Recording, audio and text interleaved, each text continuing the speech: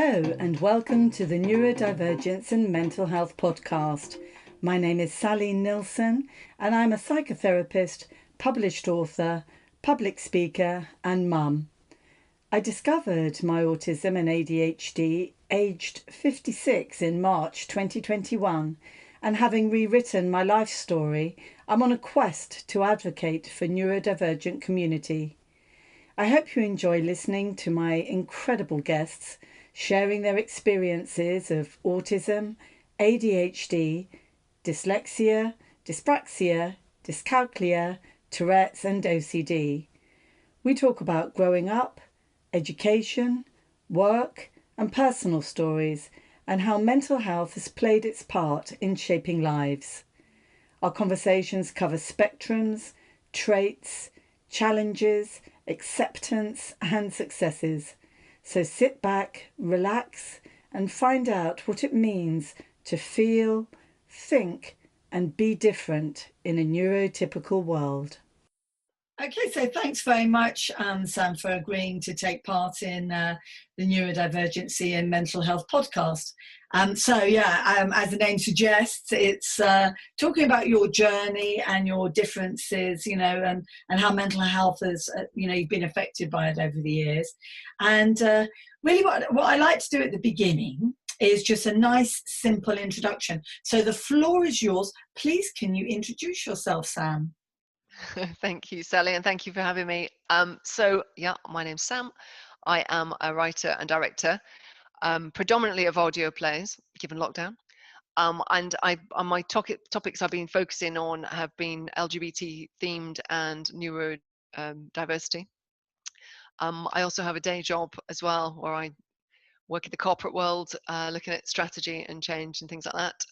I'm also a mother, and I live in Warwickshire. And I have just adopted a little puppy. Oh, goodness. Now, I did see a little photograph and the cutest little thing in the whole world. So what type of puppy have you got and what is its name? So he's gorgeous. He's 13 weeks old now. He's Cavalier King Charles Spaniel and he's called Doogie. Oh, heavenly. I can just, with my senses, my super senses, I can smell him. Puppy He's got smell. that puppy smell. Exactly. He's got the puppy smell, and I just hope he doesn't lose it because he's just delicious. He really is so yummy. I know he won't. Just keep smelling that tummy, and they're absolutely gorgeous. And those soft ears and those doleful eyes. He'll wrap you around his little paws, all the time. So, where roughly in the country do you live? Did you say? Warwickshire in the Midlands. Oh, Warwickshire. Oh, lovely. In August, actually, I'm going on a steam train from Reading to Warwickshire, and I'm really looking forward to it because I'm a bit of a nerdy steam train person, and I'm dying to go to Warwick Castle. A good choice. Absolutely brilliant. Yeah, definitely check that out. Yeah, definitely check that out. Can't wait. Absolutely can't wait. So, how long have you known that you're neurodivergent, and what are your neurodivergencies? So I was diagnosed autistic. I think it must be 4 years now. 3 or 4 years ago, and I've only just recently been diagnosed formally with ADHD. Suspected it all along. I mean, I'd had my autism diagnosis, and I just felt that it wasn't explaining everything, and I kind of felt like I had a handle under my autistic quirks, predominantly them being sort of sensory things, socialization things, people related things. But then I also had other traits that I just didn't feel like autism was explaining and accounting for, and such as impulsivity, hyperactivity, just the ability to want to do everything that occurs to me, like I write about in Crocodile. It's very, very much driven by my ADHD powers. So, so I've actually been dealing with that for the last 3 or 4 months. And I've said this before, and I will say this again. There's one thing thinking you are something, and then there's another thing knowing it.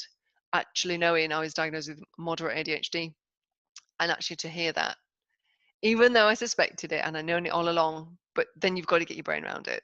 Okay, how am I going to deal with this now? Add that to my autism. What am I going to do about it? How am I going to handle it? what sort of treatments or what plans or what strategies am I going to put in place now, because I can't not do anything about it. I have to do something about it. And I do That's how I felt. understand. Yeah, I do understand what you're saying, because I'm 56 and was diagnosed. I was going for an autism diagnosis, and I went to see two female neurotypical pathologized psychologists, and they said no, autism traits, which I don't think exists, and but high markers for ADHD, and I had no idea about the ADHD, so I was back to front. So I went away and I thought, no, I believe that, because I'd done months of reading and listening and watching and everything. So that was £1,000. So £700 further on, I went to this fantastic lady called Sarah Hendricks, who's absolutely amazing, and she diagnosed my autism. She's done 800 assessments over 10 years, so I trust her, and she's autistic as well. And the thing is it's that thing about how important self-diagnosis is for whoever wants it to be, because if you think you've got it, you're not going to have a flat, well, this might happen, but I don't know why it would. You're not going to go around wanting to be autistic and ADHD, because we know ourselves, don't we, Sam? It's really, really tough, isn't it? Yep. Yep, definitely. I don't think you would actively go out your way to try to be diagnosed as autistic in ADHD if you weren't. No. And the ADHD and the autism, I mean, I came across this chap called Paul Micallef on YouTube, and he was brilliant because he did a video about autism versus ADHD, and it really helped me. I did a Venn diagram about it to see where the autism starts and the ADHD finished. So as far as you're concerned, I mean, I know it's only been a few months, but ADHD is just so complex.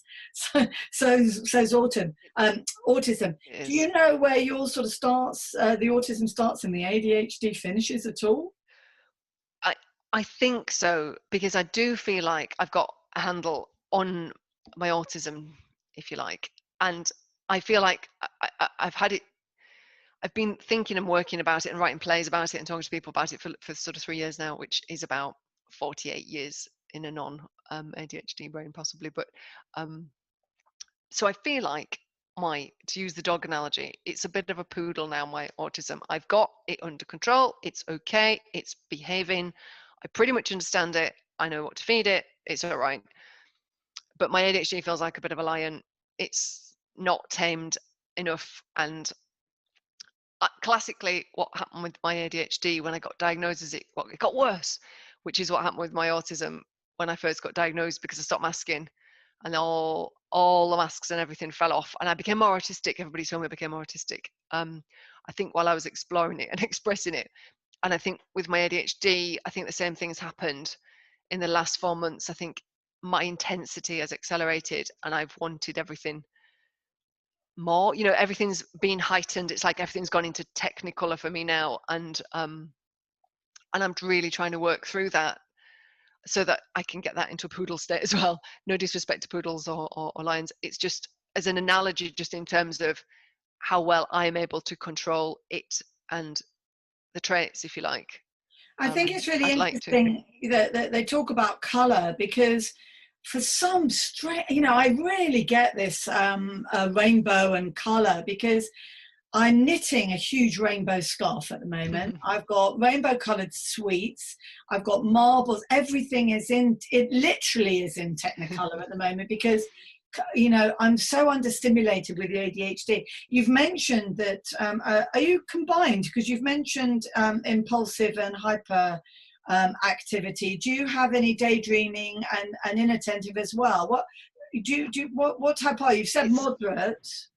It's moderate. It's interesting because, what was explained to me was my autism gives me the hyper focus sort of, so the ability to sit down and write a play in 2 days. I wrote Kitty in 3 days, in 3 separate sit-ins. I just sat in a cupboard and wrote a play.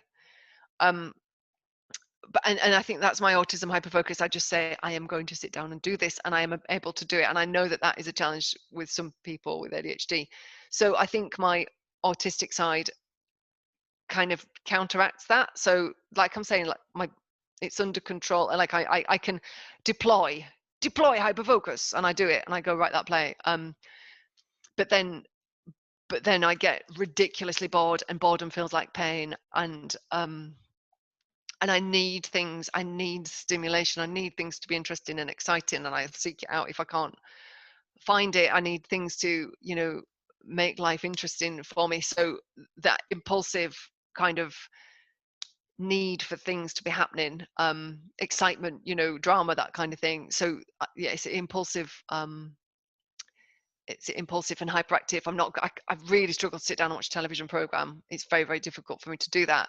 But no, the inattentive doesn't bother me, because, as I say, I can kind of kick in my my hyper focus. General day-to-day boring tasks I can't be doing with, but I am able to focus on something and nail it really well. It So is it's a, really, yeah, it's just a really, really combo. hard. It is, but it's very hard because you, the autism side takes, it can take a long time before you can get to do it. I'm writing a book at the moment, and it is all in my head. I wrote a book before, and until it is all completely formulated, and even the Correct. chapters and everything in my head, and Yep. it's and for me, because it's a book about redoing my life through the autism ADHD lens now, called The Alien Within, when it eventually gets written, it's not ready until I've finished with my special interest of learning everything I need to know about autism and ADHD and neurodivergency. Once I know enough about it and I can see how it is for me to write it, at that point, my last book took me 6 months to write, and it was a big book, and it was research about Titanic. It was massive, a Yeah. massive subject. But this one, once I know, one day that it will come, and I'll just do it, and off it'll go. But it's definitely to do with the autism side and the ADHD side of it, and it can be quite complicated. And something just before we came on, which I think is quite now, is a very good, because we're talking about mental health as well. Last week my phone died, and I had my first recognized meltdown as an autistic person. I knew I'd had a burnout back in April. It lasted about 10 days. But this was a proper meltdown, because my whole world is on my phone. And you're very, very keen to talk about meltdowns, and doogies included. So I really would love to ask you about meltdowns and how they are in your life, Sam. I think what I'm learning now, and this is wet paint theory, as in it's I very love new that wet thinking paint for theory. me. It's just really wet paint. It's not, it's it's that fresh. I think what I've realized, I have really struggled, definitely this last calendar year, and I think that's because I've had too many points of uncertainty in my life. And what I've realized now that it's July is that I need my home, inverted commas, to be stable. Mm. And everything else can go in interesting, directions, and things can happen. But if my home is not stable, and I don't know what's happening in my home, and I can return to it, and things are how I need them to be, without that base, I'm in trouble, and I'm going to have lots of meltdowns. And this year I've had rolling meltdowns. I call them rolling meltdowns. I made it up as the expression, because Yeah, I know what you mean. Exactly. I'll have one, okay, and I'll get over it, and it might last an hour, it might last a day, but I'll get over it, and it's like a sticking plaster, and I'll maybe go 7 days, but it's not gone, and then something ridiculous will happen, and I will trigger into another meltdown, which I know is related to the first one. Yes. And this has been happening to me genuinely the whole of this year. I would say I've been having rolling meltdowns, and I think that's just a lack of stable base. And I think now I've realized that, and as I say, super wet paint the last weekend, that I've realized that I need to have an absolutely stable, I almost need the stable base so I can kick against it. So my ADHD will let me do my exploratory things, writing my plays, contacting agents, having creative concepts, writing a children's book. I randomly wrote a children's book a few months ago, Garden of Evan. In order for me to be creative and to get my outlets and use my ADHD for good, not bad, I've got to have my stable base. And I honestly think I've blamed all kinds of things for my meltdowns. Honestly, you name it, I've blamed it. Like money, the weather, I mean, literally. But I realize now in July, it's about home, and having the four walls that are safe, and you close the door, And that for me is, personally, what's been the cause of this rolling, endless situation with the meltdowns. And I'm hoping now I'm going to be in recovery because I know that that's what I need. I think there's three. I mean, even I've got a model of therapy that I follow, but when you've been a psychotherapist for say 5 years, which is how I have, then you start integrating and looking at other bits that suit you and your style of how you talk to clients and things like that. And it's just interesting what you say. I mean, I think it's very simple. I go with the polyvagal theory and Stephen Porges quite a lot, in the sense that it's about safety and it's a lot about stress. And I think your body needs to feel safe. Your environment needs to feel safe. And the people that you have in your life need to feel safe. If you've got those three bits of security and safety in your life, you do feel grounded and you can handle it. So I totally get what you're saying about your house. And I'm not sure how I feel about that, because we rent, and I'm quite looking forward to my next challenge. I never used to be like that. I wanted to be different. But I think that might be my ADHD wanting stimulation and the next best thing, maybe. So I don't know. But I do get what you're saying. And then in autism, I've had clients coming to me with interoception and alexithymia. Well, it's the alexithymia where you can't really put your finger on that particular emotion, and then you just carry on with your busy life and you forget it and you shove it in a filing cabinet. But then 5 days later, I tell you what, that emotion is just going to come back and you're going to have a meltdown about the thing that happened 5 days ago. It's going to come later because 5 days ago you didn't do it, you didn't deal with it then, and it just stays in your body and it comes back and bites you on the bum, and then you get in. I can see how you can get into this rolling meltdown, but I think it can be sometimes so soupish, you don't know which meltdown was for which life event. Yes. And I've got in the trap of trying to explain them, because sort of people around you need to know, well, why? Okay, now you're calm, brilliant, that's wicked. What was it about? I mean, it's a natural thing to do a postmortem.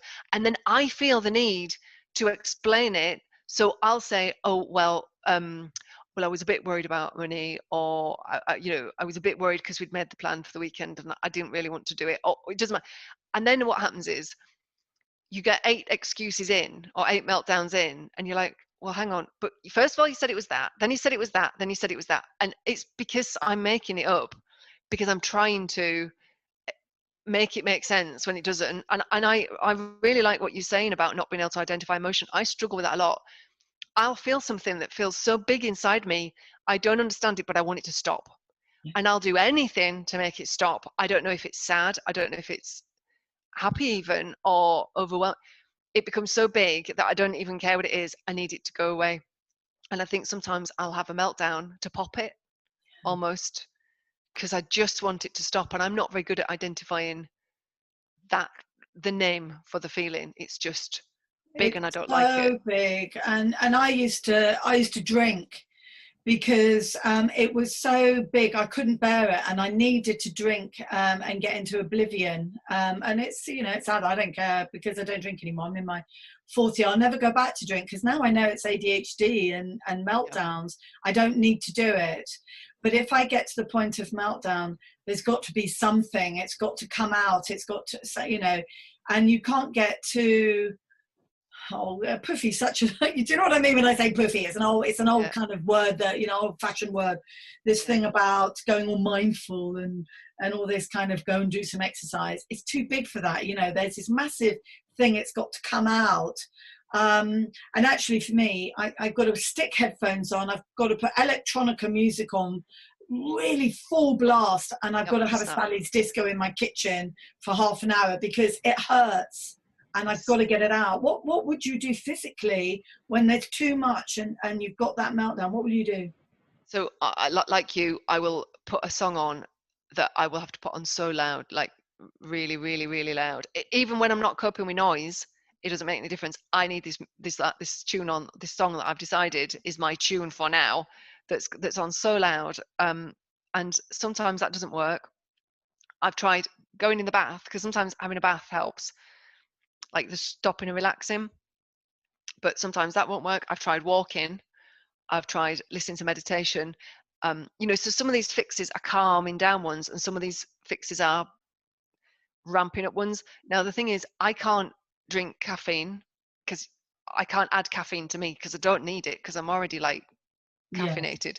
I haven't drank, well, I've never really drank at all, but I mean, I literally haven't touched alcohol in, how old am I now? 25 years. I mean, I just don't drink. I don't smoke. I don't do anything. I can't take stimulants. I can't even take medication. My body doesn't tolerate anything. I once had stitches in my face because I'd had a mole removed, and my body within 2 hours had pushed the stitches out. My body doesn't want anything. It just expels everything. It's not interested. It doesn't want anything kind of adding to it. So, knowing what to do in a meltdown, I would love to know. I don't know whether to feed them or calm them. And I don't think there's always a right answer. I think probably some need feeding and some need calming. But it is literally my life mission to talk about meltdowns and look at different ways of intervening. On a sort of scientific way, and how I talk to my clients about this, just very, very briefly, we have amygdala on either side of our brain, and it's the size of it looks like a little almond. And what happens is a trigger. So that we're just human beings like everybody else, and we still have a trigger from trauma and things like that happen normally, bad things that happen, life events that are horrible that happen. And we'll get a trigger, and it's intensified because of our neurodivergency. But what happens is the trigger will come and it shoots into our brain. Because I've been studying this on my own with stuff that's been happening. And my God, it goes quick like that. It's so quick, it goes into your amygdala and it shuts you down. And that shutdown could be the meltdown or whatever it is. But we need to feel our feelings as long as we're safe. So, some people get a shutdown and they need to be under a weighted blanket with a hot water bottle closed, and they need to just shut down. And I am saying, do that. Your body is telling you to do that. Stephen Porges from the polyvagal theory, he will tell you to do that because it's a primitive reflex from when we were really, really primitive human beings. And if you're having a shouting, meltdown, you kind of need to do that as well, because it will offline you. It'll unhook you. It will do whatever it needs to do. But I've seen videos of people who have got more autistic challenges than I have, certainly, and they have a dog, and they have a service dog, and the service dog knows when a big meltdown is coming, and it's all relatively speaking, and they will lick their hands and they will go up to them, and the person can put their arms around them. I mean, this thing where you can stroke your body and rock and do this, it's like havening. If I've ever got any money again, which I never seem to have, I want to do havening because it's fantastic. And you rub yourself, a bath or a weighted blanket can do it as well. It's just getting yourself back.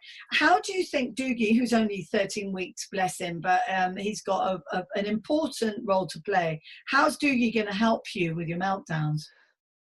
Well, I mean, I can already tell you, mornings are very difficult for me. I struggle on a morning. And like I said to you, I've just come out of a very difficult few months, having now probably realised the root cause of it. But I was having a bad time this morning because my weight's not good. And I thought I'd been gaining over the weekend, and I got on the scales and I'm not. I'm a really bad weight still. And that plunged me into not a very good place in my head. And I sat on my bed, and he, bless him, he's teeny weeny, managed to jump up on the bed. He came all the way on the bed and he sat on my chest, and I took a photograph of him there, because it's like he knew I'd had bad news, and he just came and laid right on my chest. And the difference I made, it was amazing, because I stopped feeling sorry for myself and gave him a stroke and said, come on, let's go outside and give him a biscuit and stuff. And I stopped thinking about me so much. And I feel like he's almost like a divine intervention, it just like the fact that he could sense that I wasn't in a good place, and he came and gave me some comfort. He's already winning for me. That is really, you're saying about wet paint, but this happens, this is like an epiphany, just you and I talking at the moment. the thing is, I mean, there's even something like a cushion, and it's a cushion with a tail, and it purrs and vibrates. And they were using it for people with dementia. But I think that people, you know, well, this is so terrible when we're elderly with autism. God only knows what that's going to be like. But you know, even if you bought a cushion that vibrates and purrs with a tail when you have a meltdown, or a guinea pig or something you can hold or stroke, because it's the different senses. It's stroking that soft fur, it's the smell of them, it's something like that. But it doesn't actually matter what it is, Sam, because if as long as you've got, you know, that's why people have the weighted blanket, you know, it's like a hug. When you have autistic people who are very challenged and not able and having a very, very difficult time, they need sometimes to really have very, very strong arms around them to calm them down. And some people say, oh, that's ABA and it's terrible and it's abuse and everything else. Well, not really, because if you're having a really terrible meltdown, you know, I can't go there with ABA and everything. I'm not political, and I don't go pitchforks at dawn, just to add that as well. Different people need different things, and I'm really looking forward to seeing how Doogie continues with you. Yeah, and I think it's like 12 weeks or 20 weeks you can become a therapy dog, and I'm keen that he does that, because he seems to have a natural intuition. So I'm going to look into him, you know, kind of going sending him on a course, and seeing where that goes. And that was why I got him, because I needed something to love that was for me, you know, just, you know, being quite selfish, but I identified that I wasn't coping and that I needed something, you know, very specific and personal so practical. Just going back to mental health and anxiety, is that we can get, it's so easy for us to negatively go into our head, but it's always going to be a good thing and a positive thing to get out of your head and into being practical. So for you to use Doogie in order to do that, that can only be a good thing. So I'm really looking forward to seeing how that's going to go. Now, we're looking at autism for yourself, and I hate that expression, for yourself, for you. Somebody said that. Oh, it's my state agent, actually.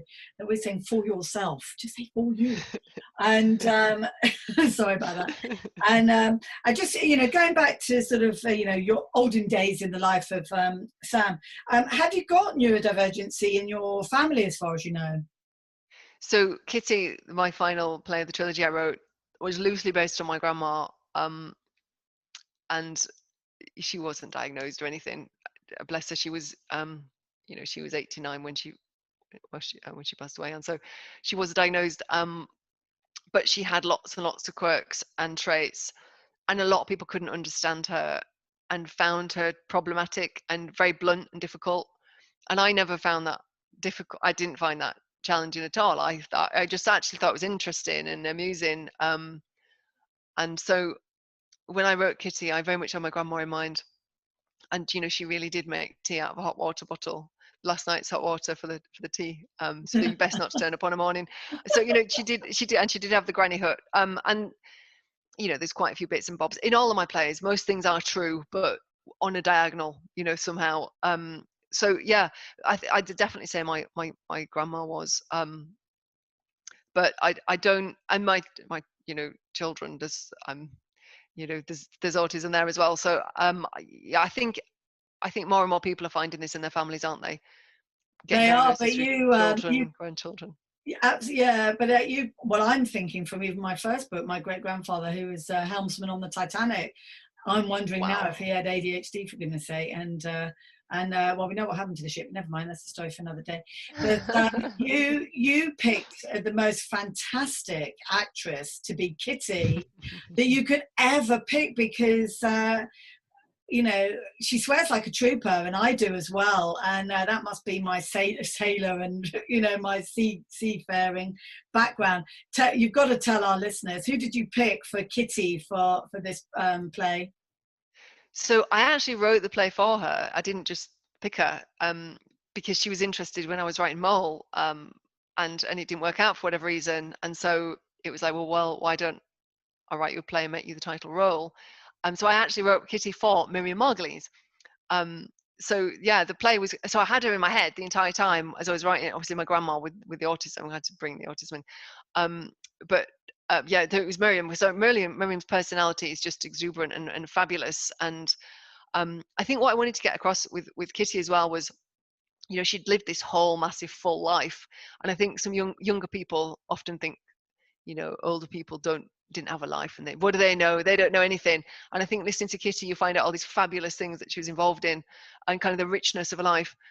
And then, you know, Ray, her granddaughter, who's had the autism ADHD diagnosis, is trying to say to her, come on, Gran, get a diagnosis, stand up for women, particularly women, because we're underdiagnosed. It matters. Go and count. And so the journey she's on during Kitty as they drive in a camper van across Scotland is, you know, should I do it or not? And at the end, spoiler alert, but you know, she wants to go and have that diagnosis because it matters. You know, knowing who you are matters, not just to you, but to your family and to all of us that are on the I can't spectrum. wait to hear it, because you know, I was so wanted to get you on, and this was what's lot for today. But I said to you, you know, I'm going to be listening to all those fantastic plays while I go and walk in nature, cloud gazing and trying to dodge. Well, we've just had a thunderstorm, and I'm really looking forward to doing that. But you've just made me think of another really important advocacy for us to concentrate on, because I certainly believe that it is the neurodivergent community who are going to get things done, not government, not policymakers, not people up in, because we're not very good with hierarchy, but we're very big on justice. I think that's really important.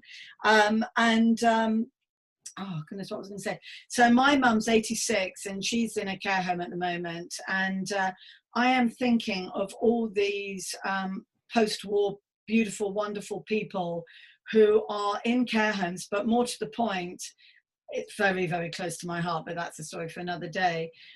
Autistic people who are past 80 and they're in hospital.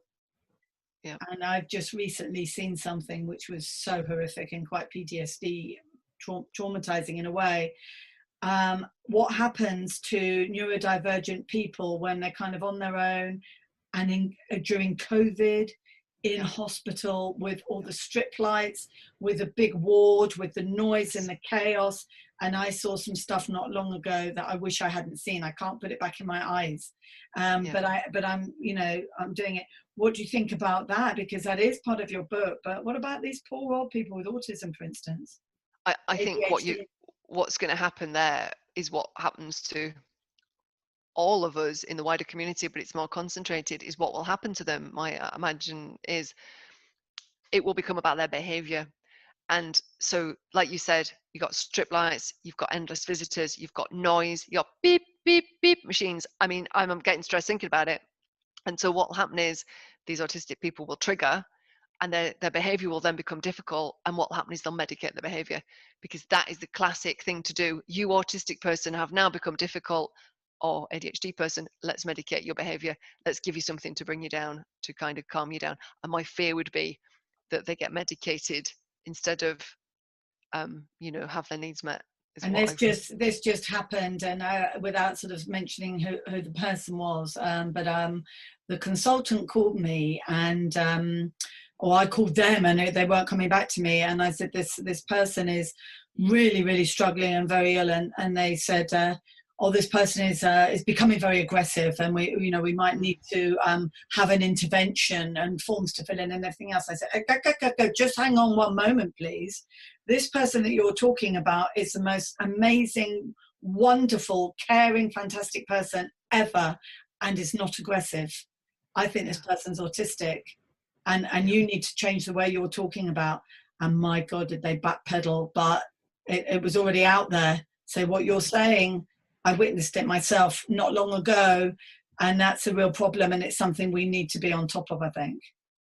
I think we are just massively understood. I know, you know, autistic people get arrested because they're just trying to use their arms as, you know, in gesture to stay away from me, because the worst thing you can do is block our way. You know, if we need to get out and we're not feeling safe, we're going to panic, and we're going to use loads our of eye contact and even touching. Oh my goodness. Exactly. And so we're going to overload, and we're going to, like, the arms will start going, and we'll physically start moving, and then that could be seen as us then, you know, being aggressive or um, assaulting a police officer or whatever, but it's not, it's, that is what happens And somebody under was pressure. shot. I don't know if it was here in America, but somebody was shot because of that, because they were having a meltdown in public.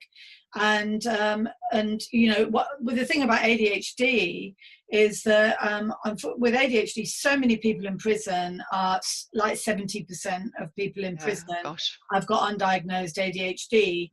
And unsurprisingly, and they try to say it's because of poverty, and it's not. It's because of ADHD and problems within the family, because we know that it can be genetic. Yes. Our difficulties can be genetic, and it causes a lot of difficulties within relationships and within families. And some families, the whole family is neurodivergent. So it can be really, really hard. But, these are things I hope the powers that be will start thinking about. And I'd like, if I may, Sam, just to move on to another subject, I will want to talk to you so that people know more about these fantastic plays that you've written bionically in lockdown. But what jobs were you doing? How old are you, if you don't mind me asking? How old am I? I just had my half kitty birthday. I'm 45. So you're, oh yes, of course, yeah, 45. So you're 45. And so before you were writing plays, which seem quite new, and I know that you've said that you're in the corporate field dealing with strategy and change. Well, we're a complete paradox and anomalies and everything else as well, aren't we? So, how are you doing change then? Because autists aren't great with change.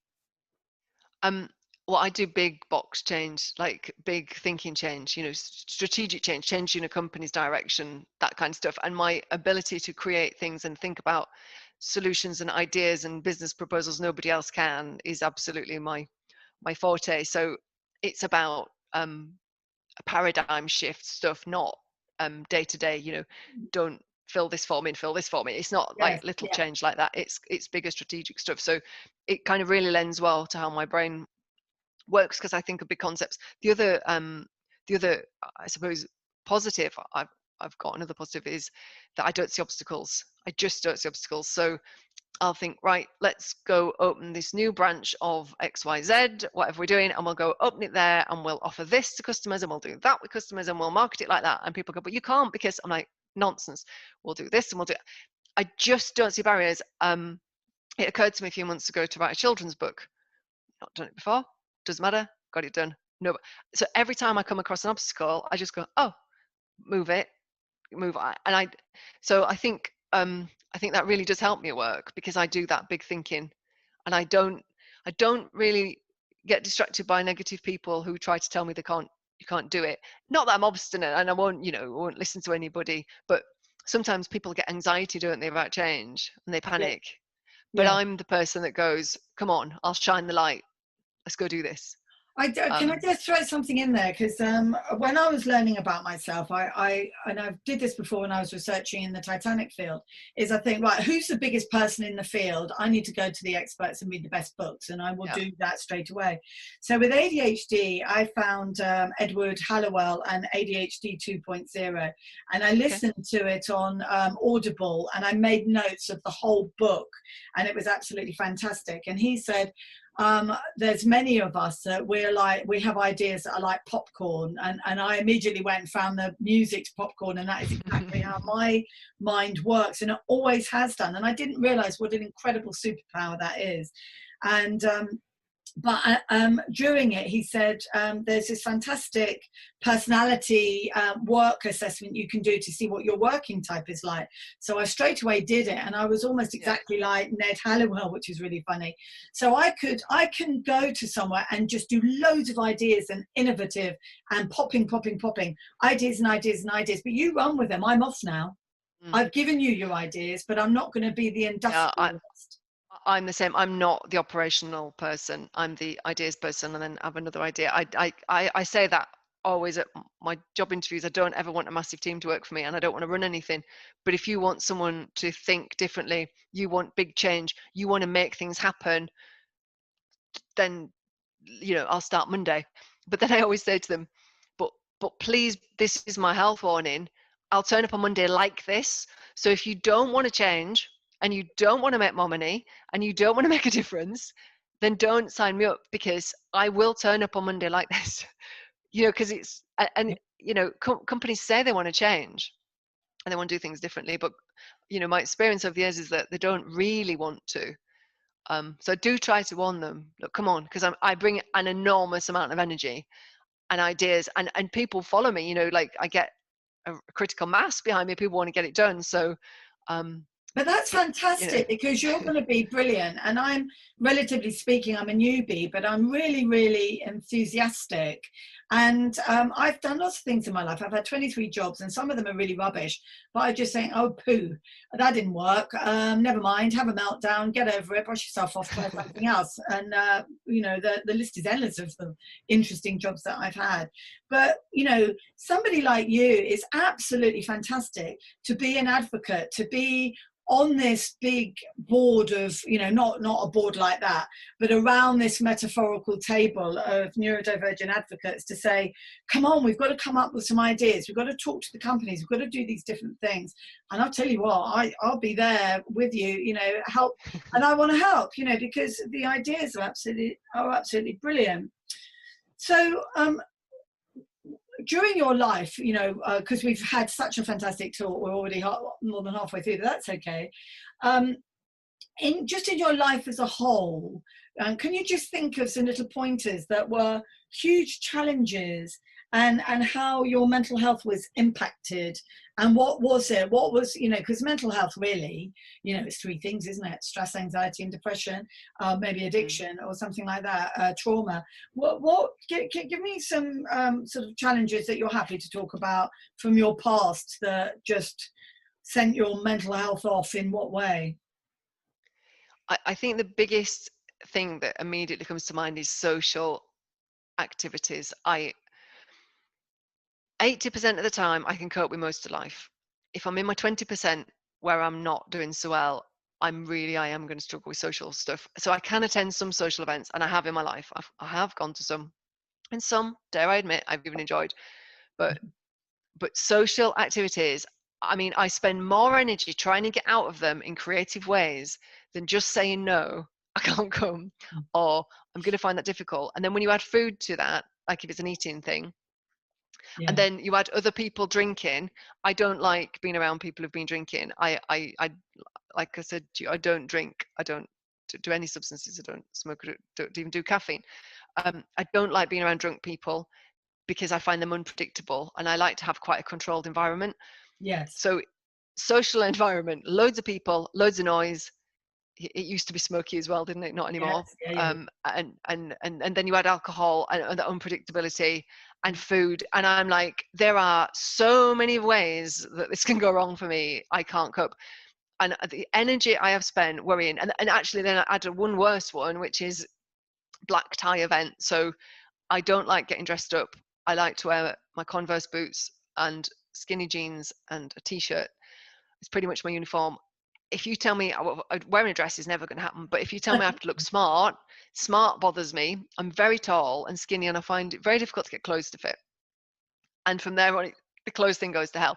So if I have to be smart as well as everything else, no, it's too hard. So ridiculously, a night out will floor me. So yeah, so that's crazy, but it's funny what you say about music, because I cannot wait. And if you're listening out there in the ether and you run a nightclub and it plays late 80s, early 90s electronica music, including CeCe Peniston and I Want to Make You Sweat Till You Bleed, can you invite me, please? Because I want to come and be on your dance floor for 4 hours.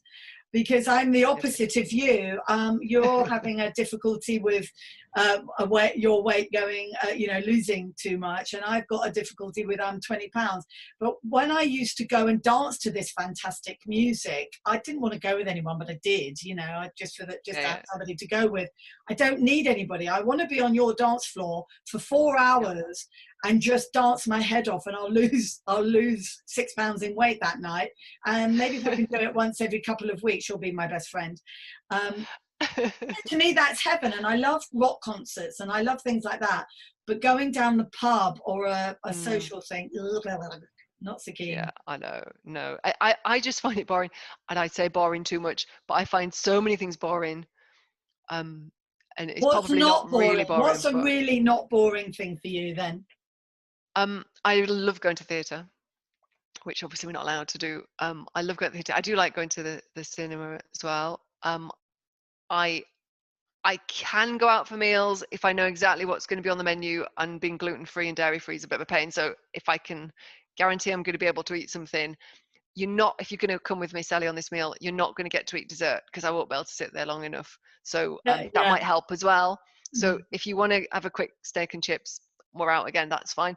I like that. Obviously got the pup, looking forward to being able to take him out when his vaccination's working. I do like exercising, like playing tennis, I like going to the gym, I like swimming. I love writing plays, obviously. And actually the main thing that I like doing is hanging out with my kids and just having fun with them and being daft with them and being silly with them, because they take my stress away. They just stop you taking yourself so seriously. And I've definitely become a different person since having kids. They've been very grounding. My eldest daughter is autistic as well, and she's taught me so much about autism. I was actually talking to her a couple of nights ago at bedtime. It's always a good time to have a chat about her meltdowns and what that feels like inside of her. And it's really interesting having a 9-year-old's perspective on that, because I look at her and I think, what are you going to be like at 45? And the reason I write my plays, the reason I talk to you, the reason I want to talk about these very difficult and personal things is because I want to help my daughter. I want to help other autistic people, because there's nothing out there for us. There's nobody doing this. I'm not interested in an academic dry paper. I'm interested in proper, practical help for autistic people. Well, I've got something Um, for you then. So I don't know if you've got a pen and paper, but anyway, this will yep. come out. And my last guest was Paul Isaacs, and he's just such a fantastic advocate for autism, and he's autistic himself, and he's just so wonderful. He speaks. He's written 5 books. He speaks at a number of different events. But one of the things is he's just about to start a job with a lady called Alison Knowles, who's started up a fantastic project, but it's going to be much bigger than that, called Ollie and His Superpowers. And it's about a boy who's autistic, and it's for children and adults and teenagers, but it's for children, and it's about being able to talk to children finally in a completely different way, to look at emotions and meltdowns and naming things, and to be able to talk about difficult subjects and mental health and all these different things. And I've only just come across her, but she would be so wonderful. So please look up I definitely will. Alison Knowles and Ollie and His Superpowers, because it's going through schools. She's been to America, and that is absolutely something that I really hope Wow. takes off, because we need something different in schools, Yep, we um, do. and at home, and for parents to understand, because chances are the parents probably got a neurodivergency as well, that's undiagnosed. I mean, you're very late being diagnosed, and so was I, being late diagnosed. And let's, well, we've got to just our sort of 12 13 minutes, whatever it is. Please tell me about these fantastic plays, and why you wrote them, when you wrote them, and why they're so good for late diagnosed people. So I wrote Crocodile, first of all, in 2.5 days. I went on a writing retreat. I was not in a good place, just come out of a divorce, and I was battered and not very, feeling very good about myself. And I went away for this writing retreat. I didn't pay any attention because there's people there and they were talking and trying to tell me what to do, and I'm not so good about that. But on the Wednesday lunchtime, this character occurred to me called Crocodile, and I wrote the first sentence of the play, and the rest is history. So I wrote Crocodile in 2.5 days. I wasn't even on a playwriting course. I was just on a random writing course, and like I say, didn't pay any attention. So that was it. Crocodile was done and written as a play for the stage. But then COVID hit and we all got locked down. And I thought, this is crazy. I'm not going to stop there. And then I wrote this other comedy series called Henpire, about 3 lesbians who try to set up kind of a lesbian version of Netflix, and it's a comedy, and it's crazy. But I wrote that, and then we did that as an audio play, and I thought, right, I'm going to get Crocodile done as an audio play. And I'd worked with Heather Peace on Henpire. If you do fancy something really, really daft, and it does have autistic lead character in it, it's kind of crazy. But then I said to Heather, look, you did such a good job of playing Drax, the autistic character. Would you play Crocodile, my lead? Because I think you'd be brilliant at it. And the way she delivers it's just so deadpan, exactly how I wanted it. So we did Crocodile, and then I thought, well, okay, well, Crocodile's in her 30s, and it was my angry story about, I was angry when I got diagnosed, not because I was autistic, but I was angry that I was only finding out now. And then I thought, well, what would that look like for women who were older? So I started thinking about Mole, and Mole's set in Wales, so Crocodile's English. I wanted to kind of move the geography, and I set Mole in Wales, and she's in her 50s. And motherhood is a very big theme in all of my work as well, because I think there's lots of different ways to be a mother or not to be a mother, or the other mother. And motherhood plays out through all my work. Motherhood comes out. So Mole's in her 50s, and she talks about the fact that she didn't have children and her later life diagnosis. And she befriends a woman in the village who lost her little boy. And you know, what's it like to be a mother when you've lost your child? You know, who are you anymore? And that whole conversation about autism, she realizes that her little boy probably was autistic that she lost. So it'll make you cry. Honestly, Mole will make you cry. I feel emotional. You're just telling me I'm going to be a wreck. I mean, that one's going to make you cry. But then, you know, she talks about meltdowns, and in her 50s, having a meltdown about a Chinese takeaway. So, and then Kitty is a final play, which, you know, obviously got Maria Margulies as the lead. And the play's about her and her two granddaughters who go on this road trip across Scotland. One is a neurotypical granddaughter who's a big corporate person who ends up getting put on sabbatical. And her other daughter, a bit like yourself and me, Sally, has had a million jobs because she can't hold them down because of autism and ADHD. And she wants to have a baby, and she's like, well, I froze my eggs quite a few years ago, but I'm really worried about having an autistic child, because I know how hard it was to be autistic and that dilemma. So what she did was she froze her eggs before she had her autism diagnosis so that they wouldn't know. Because if they didn't know, then they'll be whatever they'll be, you know. Obviously that makes sense, doesn't it? That's fantastic. Of course it does. So by the end, you know, so her journey for the 3 days, and what is it, you know, is should I defrost my eggs? So, you know, that's what that's about. So it's women at different ages, all dealing with the later life diagnosis of autism. Motherhood comes in, but they're crazy stories. They're not about them being autistic. They're just crazy stories. Yeah. And you've got that woven into it. But certainly if you're neurodivergent, and you'll recognize it. It's like the book I'm writing at the moment, I say on the back, okay, I've got autism, you know, I'm autistic and ADHD. But because I've only just found out, you know, all my younger life up until the age of 56, there's no point me talking about it because I didn't know I was it. But you will know, because of my childhood and everything that went wrong and all the, oh my God, hold on to your seats.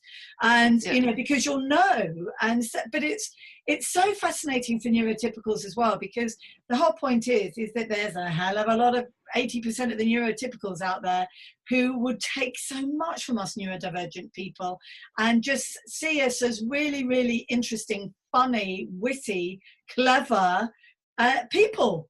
You know, don't you think? Yeah, no, and definitely, and I think that's what I'm trying to do, just to have the dialogue, tell stories. And I always use humor, and people are like, you're telling jokes about autistic people. No, I'm not telling jokes about autistic people. I'm telling, it's a comedy, it's a funny story. And I think if you can laugh about situations, it makes it a lot easier to digest, and hopefully, you know, I think people will learn a lot. But I think by the time you listen to the trilogy, you learn a lot about autism without being told or reading a textbook. And there's some fantastic comedians, aren't there? And I can't remember the names of them now. Oh gosh, but that's, you know, you just look. Gadsby. What's her name? Hannah Gadsby's. Oh yeah, she's fantastic, and she was the first lady, you know, the first person that I listened to. And there's a lady up north, but you can Google, you know, and they're absolutely, you know, they are absolutely brilliant. And because as a psychotherapist, one of the groups of people that I see are paramedics, and their humour is so dark, and it has to be. But actually, they're not coming to me because they're in trauma because what they've seen on their shout. They're very empathic people, and they're very, very, you know, they're very caring people, and a lot of them are neurodivergent, and a lot of them have ADHD, and some of them have got traits of autism, and it's absolutely brilliant. And well, they're not traits of autism, they are autistic, for goodness sake, and they absolutely are. So, you know, I like to ask my guests something kind of when we're starting to wind up the recording, really, in the session. There we are. I can't get the word session out of my head.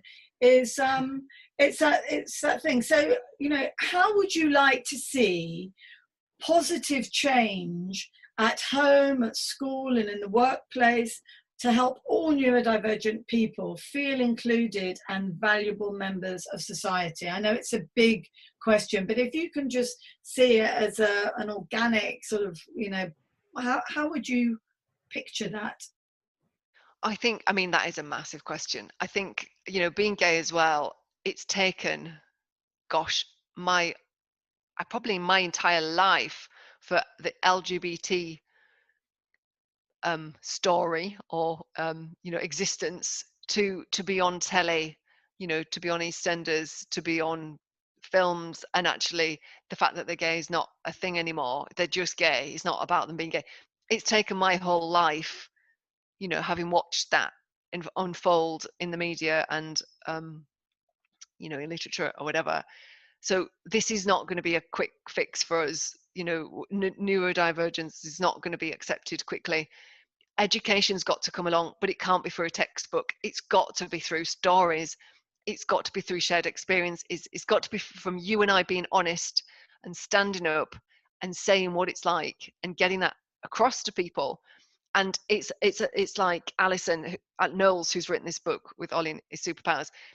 It's about making materials. Unfortunately, it's about all these things. It's lots and lots of things, isn't it? It's not going to be any kind of quick fix. It's a commitment to culture change. That's what it is. And that, you know, acknowledging neurodivergence matters, not tokenistic stuff, you know. No, but it has to be somewhere, because I'm a newbie as well. I found it so frustrating. You know, there was one point I was getting so upset and everything was getting complicated, and I was kind of thinking to myself, blimey, I wish I hadn't got diagnosed now, because I got all wrapped up in the pronouns around, you know, gender and sexuality. And I thought, let me just talk, please, because we're not even talking about my own story. You know, I'm not even thinking about all my life, thinking, you know, not being absolutely sure of where I sit. But please don't keep shouting at me about how to articulate it, because I'm just trying to get my head around it at the moment. And you know, and I just need to talk. And if I was a stand-up comedian, I'd get into all sorts of trouble, because I just need to tell my authentic story at the moment. And I really would like neurodivergent people not to get caught up on how to tell their story. I'd like them just to be able to tell their story, however it looks, just at the moment, you know. And we're the people that are going to do it. I think. What do you think about that? About terminology and politics? I think you're absolutely right. I mean, having grown up, been gay my whole life, I've grown up through lots of interesting language changes about how I've been referred to over that time. And I've been the LGBT chair of a couple of big corporates. And what I always say is, just because I'm gay, just because I'm autistic, does not mean I'm going to get this language right. And I'm not going to know all the words all the time. And I do honestly think that the language of diversity is changing at lightning speed. Okay. It's very, very difficult to keep up with it, whoever you are, unless you're doing it as a full-time job all the time, reading policies and papers. I think it's better to talk about it and get the words wrong, but do it with the right intent, than not to talk about it. It's always better to talk about it and get yourself in a pickle, and then, you know, have that conversation. Always. And I agree. And I'm not going to, you know, I will only say sorry for something that I've really done wrong and I've hurt somebody. I'm not going to keep saying sorry, because I've said something wrong. And luckily, the wonderful guests that I'm having on this podcast are like you. Thank you so much. And they do understand, and it is important. And you know, I just don't want to get involved in this pitchforks at dawn, because, you know, there are a lot of people in the autistic community who they were diagnosed as Asperger's. So I'm not going to suddenly take that away from them, and things are going to change. Let's have dialogue. Awareness is great, action is better, but I don't care what it is, as long as we're talking. let's just talk, and let's talk to each other and be friendly as much as we can. And what I'll do is all these podcasts are going to be put together and come out as one series of podcasts, and I'll talk to you about, please, having all the links. But if you can just wrap up what people should look for when they want to find out about, what do you like to call yourself, and who should we look for and where? If you go onto Spotify, iTunes, Amazon Music, Google Podcasts, or Anchor, any of the big platforms, it's easy probably to type my name in, Samantha Grierson Schwartz. If you type those names into there, it'd be easier probably to find it. You can Google me. I'm all over Google. I've got a Facebook page. I'm on LinkedIn. So if you struggle, find me on Facebook, and I'll send you the link. But I mean, I really, really would love other neurodivergent people to listen to my plays. That's why I've done it, to put us out there, to give us a voice, and to tell our stories. Thank you so much, Sam. I've really, really enjoyed talking with you today. And I think, I hope maybe you can come back on the podcast again. But, until you do, and look after lovely little Doogie. And I can't wait. I'm going to go on some lovely long walks and listen to your audio plays. I really can't wait. Thank you so much again. And take care for now. And Awesome. All the best. Thank you. Sally. Cheers. Bye-bye. Bye. Thank you very much for listening to the Neurodivergence and Mental Health podcast. Links and resources will be at the end in the show notes. I very much look forward to meeting you again. Thanks for listening. Bye.